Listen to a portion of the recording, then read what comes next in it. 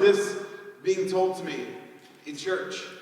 God doesn't care. He's not concerned with your happiness. He's concerned with your holiness. And this sounds spiritual. It sounds good. Certainly in the world I grew up in, it was taken as absolute truth because it sounded good. But when I look into the Bible, when I hear the message and messages of Jesus, this is not necessarily what I find. When I read the Hebrew Scriptures and I look at the Proverbs, the books of wisdom and things like that, and the Psalms, it's not necessarily true. When I look at the writers of the New Testament, they write about things that seem to have a different bend to them. And it seems to me that for most of us, for most of our lives, they have not been a search for truth, but a pursuit of happiness. Right? That in our life, our goal, what we really desire, is this happiness, this state of being that we refer to as happy. Andy Stanley says it this way in his book, Irresistible. When faith becomes an impediment to happiness, goodbye faith. He's looking at the way that people have left churches and religions and faith traditions here in America, and he looks at it as that a lot of people just cannot find any kind of happiness in a belief system, the kind of God that they've been presented with.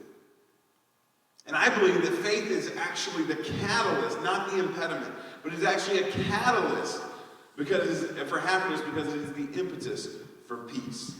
Because here's what I believe to be true, is that happy people are at peace with three things. They're at peace with their beliefs, and we talked about that a little bit last week.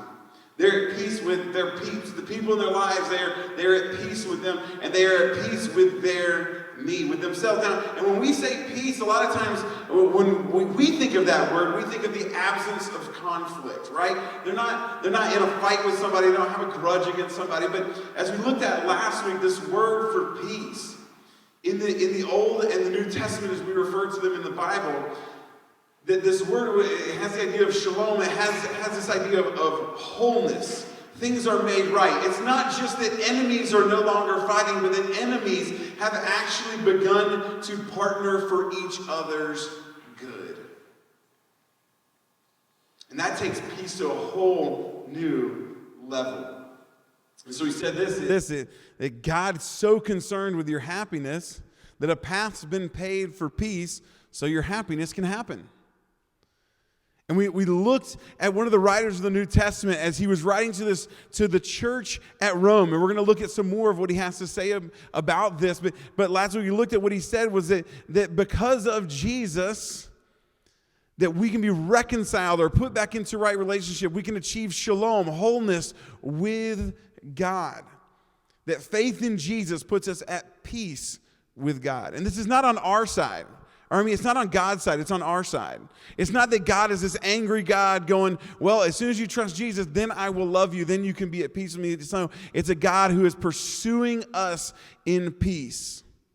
He's saying, I love you, I want peace with you. And faith is simply the reciprocation of our heart to the heart of God. And so, we're asking the question, are you happy? And we're going to dive into that second level of happiness, being at peace with your peeps. But one of my goals as I share these ideas worth discussing is I want to be incredibly clear. And sometimes words can get really muddy, especially because we're pulling from the Bible that was written in another language, right? And the language of the Bible is actually a much more expansive language. And so a lot of times we have certain words that we'll translate many Greek words, but in the Greek it's actually different, and we infer them in our language, but they were more clear in these other languages. And so I want to make sure that I'm really clear on kind of the separation of some words that are used in the New Testament, in the writings, when people look at the message of Jesus and the other writings. So when we talk about are you happy, we said that we look into the most famous sermon of Jesus, the Sermon on the Mount. He starts off with happy are the people who, and a lot of times it's translated as blessed or happy. Blessed or happy are the people who, and the word in the Greek is makarios, and it is not happy as we would sometimes look at like happy birthday, right? Or this moment of happiness. It is this descriptor. It is an adjective of a state of being. As a matter of fact, we know it has nothing to do with circumstances because Jesus, in his Sermon on the Mount, he says, happy are the people who, and then he gives these people who are in these circumstances that are not happy. He says, happy are the people who are persecuted for doing what's right. That's not a moment, right? That is a state of being that amid persecution you can still be happy, or what the word is often translated as blessed. And so it's this deep happiness that has nothing to do with our circumstances. And so some people, there was another thing that I was always told was that joy was our goal, not happiness. Because in a lot of church traditions, it's very much like pleasure or happiness is bad. And so we have to find some way to reverse that or to figure that out.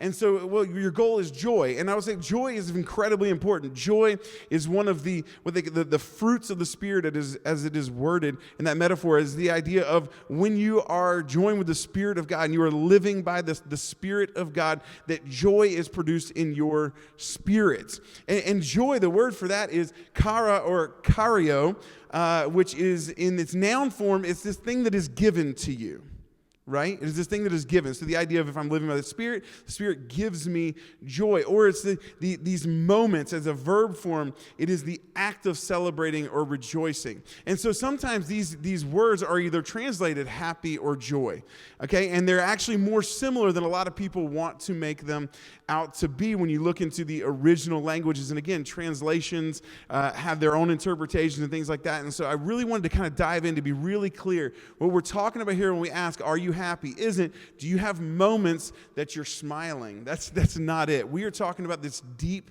state of being. And we said that the thing that gets us there, one of the aspects is that people who have that deep state of being are at peace. And they're at peace with their beliefs, and then next they're at peace with their peeps or others in their life. Look at how Jesus words it in Matthew in his Sermon on the Mount. He says, God blesses those who work for peace, for they will be called the children of God. Another translation says, the peacemakers are blessed. And again, blessed is that word makaros, which can be happy, translated happy in other places. The peacemakers are happy, for they will be called sons of God. Or blessed or happy are the peacemakers, for they will be called the children of God. And peacemaking is not something that is happy, right? Peacemaking is a lot of work. Peacemaking is tough. Peacemakers tend to sacrifice. Peacemakers tend to get persecuted. Peacemakers tend to have things gossiped about them. Peacemakers don't have what we would consider in our word happy, but Jesus is saying, no, actually happiness, this deep state of being of happiness, peacemakers have that. Look at what he continues to say in the Sermon on the Mount. He goes down, he's starting to talk about anger. So he introduces us to these peacemakers, and then he starts talking about anger. He starts talking about what anger does to us, and then he says this, so, talking about anger, if you are presenting a sacrifice at the altar in the temple, and you suddenly remember that someone has something against you, leave your sacrifice.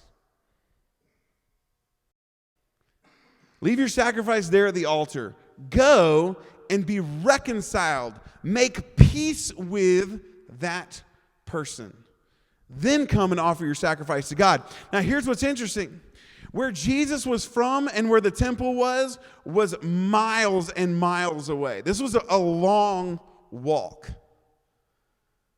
So it shows that the original audience would have listened. They would be like, that's insane, Jesus. I'm there at the temple. I have my offering for God that I'm supposed to make for my sins, to be right with God, right? I make these sacrifices. I'm there at the temple, and you're telling me that if I remember at that moment that someone has something against me, I am to put that down, walk back 20, 30, 40, 50 miles, days, and go make it right with that person, and then come back, make my offering, and then go back home? That sounds insane. And here's the lesson here. Here's what Jesus is trying to say. Peacemaking is greater than penance. You see, nothing in the Jewish mind, to his audience, nothing was greater than being reconciled to God. Nothing was greater than being at peace with God in their mind, in their religious system. And Jesus is saying, there's a correlation to being right with God, and that means you're right with others. That peacemaking is greater than penance. It reminds me of something that the prophet Isaiah says in the Jewish scriptures. He's saying that, what God says that he hates your elaborate rituals and your singing and your temple and your shows of worship, because what you're doing is you're oppressing the poor. You're doing all these things that look right on the outside, but you are systematically destroying your own people. He says, no, actually what God loves is justice and mercy rolling down like rivers of water. And we have to ask ourselves, am I the kind of person that cares more about being at the temple, giving my sacrifice, being right with God? Or am I a peacemaker that considers being right with people just as important as being right with God, if not, the way Jesus is saying, more important? Because I'm not right with that person. I'm not right with God. And now there's an acknowledgement. There's certainly times where we don't know we're at odds with somebody, right? Or that someone has something against us. So I love the way he said that if you're there and you suddenly remember, right? You remember that there's a recollection. You need to go and make that right. Be a peacemaker. So here's our idea we're discussing today. And you're going to read this, you're going to be like, Jeremy, that sounds really plain, but I think it's a great reminder for us. People who know how to make peace with people tend to be at peace with people. People who know how to make peace with people tend to be at peace with people. And happy people are at peace with people. So today, let's dive into what it means to be a peacemaker. To be that person that Jesus describes. So, to do that, we're going to look at this guy, Paul, who wrote this letter to the church at Rome. We talked about that last week. We're going to look at what more he has to say. So he's given instructions to people who are at this church in Rome. These are people who follow Jesus. Oftentimes we do know that there were people who did not follow Jesus but would come be a part of the social aspect of the church. These people were persecuted people. These people were being arrested. It was illegal at this time to be a follower of Jesus. They were being thrown into the Colosseum and they were being killed for entertainment. And this is what he writes to these people. It's going to sound ludicrous when you put it in that context. Bless those who persecute you. Now, the word bless here is different than the two words that we talked about earlier. The root word for this bless is the same root word that we get our word for eulogy. So what he's saying here is say good things about, pray happiness for those who persecute you. And then he's going to repeat it. Don't curse them. Pray that God will bless them. Now, let's just stop and sit in that for a second. I want you to think about that person in your life that has just been known, like they don't have your best interest in mind. They maybe even go out of their way to make your life miserable. The writer here is saying, hey, listen, say good things about, pray happiness over them. A spiritual life is a counterintuitive life because our life, our mind, our knee-jerk reaction is not that. He goes on to say, be happy. This is that word, kairos, that we said was often translated joy. Here it is translated happy, as this idea of celebrate. In its truest form, celebrate. Be happy with those who are happy and weep with those who weep. This is that empathy, right? Like I'm on the same page with other people. I am feeling what they're feeling. I am with them. Live in harmony with each other. Now, harmony is great because he doesn't say live in unity with each other here. He says live in harmony, which harmony, if you know anything about music, and I know very little, but if you know anything about music, harmony is there are different notes that are being hit that all complement each other. And so I love this. He's like, listen, you're going to be different. Be different. That's fine. Be diverse. But live in harmony. And one of the most powerful things about this is he's speaking to a group that for the first time ever was this pan-tribal, multicultural, multi-ethnic, all of the divisions and the diversities were supposed to be present in this church. And so he's saying, listen, acknowledge your differences, but live in harmony with each other. Don't be too proud to enjoy the company of ordinary people. And don't think you know it all. That's that part I can highlight for myself, right? That's a tough one. Don't think you know it all. Have the posture and position to humble yourself enough to listen and to learn, because everyone can be your teacher. Never pay back evil with more evil. Whew. Wait, I don't get to be vengeful? Revenge isn't my goal anymore? Do things in such a way that everyone can see you are honorable. Do all that you can to live in what? Peace with everyone. He continues, dear friends, never take revenge. Leave that to the righteous anger of God, for the scriptures say, and he's going to quote the song of Moses. Moses wrote a song, and he sang this song before the children of Israel in this giant assembly. He says, I will take revenge, I will pay them back, says the Lord. Instead, and now he's going to quote a proverb that we find in the Hebrew scriptures. He says, instead, if your enemies are hungry, feed them. What? Again, these are people who are arresting their loved ones, taking them out on the streets, taking them to the Colosseum and killing them. I want you, if they're hungry, feed them. If they're thirsty, give them something to drink. But here's the key. In doing this, you will heap burning coals of shame on their heads. You know what this is? This is counterintuitive, creative, third way, nonviolent resistance. We're going to do the opposite of the thing that they would absolutely expect us to do, so that we can try to pursue peace. We're going to be peacemakers, which means with our enemies, literal, physical, violent enemies, if they're hungry, we're going to feed them. If they're thirsty, we're going to give them something to drink.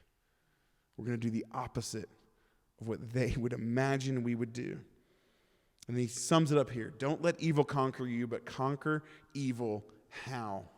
By doing good. This is not passive. This is active. It is active resistance. But we're not going to conquer it by doing evil. We're going to conquer it by doing good. Because peacemakers pursue forgiveness. When we read that, what we find is peacemakers pursue forgiveness. This is like, I feel like for a lot of people, this is like the real F word. Because that's hard. There's someone right now, and I'm willing to bet you're even imagining them, you're thinking of them. When the word enemies comes up, when that the other comes up in your mind, maybe it's a relative, maybe it's a coworker, maybe it's someone that you've passed in your life. Maybe it's an abuser. And the last thing you could ever imagine doing is forgiving.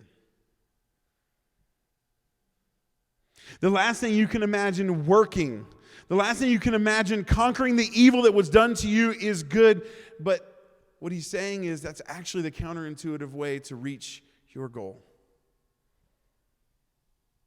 And more than anything, I'll tell you this. I think all of this is about our heart and our soul and our peace more than it is the other person's. And so we forgive. In the hardest ways imaginable, we turn around. And if we follow Jesus, and we want to follow him in peace, we forgive. Peacemakers pursue forgiveness, but they also pursue friendship. They pursue friendship. They want to live in harmony with each other. They want to be friends. They want to connect. We saw in the video earlier, and part of the science of happiness is the social aspect.